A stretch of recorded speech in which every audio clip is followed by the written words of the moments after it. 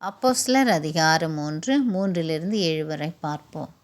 தேவாலயத்திலே பிரவேசிக்க போது பேதுருவையும் யோவானையும் அவன் கண்டு பிச்சை கேட்டான்.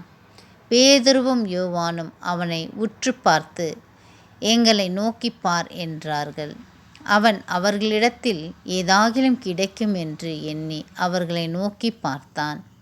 அப்பொழுது பேதுரு, வெள்ளியும் பொன்னும் என்னிடத்தில் இல்லை, என்னிடத்தில் உள்ளது உனக்கு தருகிறேன். நசரேயனாகிய இயேசு கிறிஸ்துவின் நாமத்தினாலே நீ எழுந்து நடு என்று சொல்லி வலது கையினால் அவனை பிடித்து தூக்கிவிட்டான்.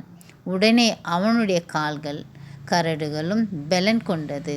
அவன் குதித்தெழுந்து நின்று நடந்தான். ஆமீன்.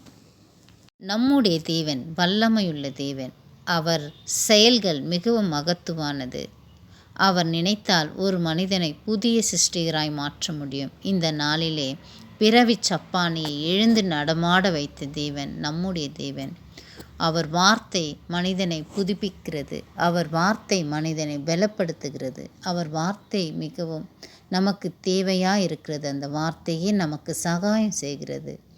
அவர் வார்த்தையினால் நம்மளை விடுதலையாக்குகிறவரும் ரட்சிக்கிறவருமாய் இருக்கிறார். ஆமீன்.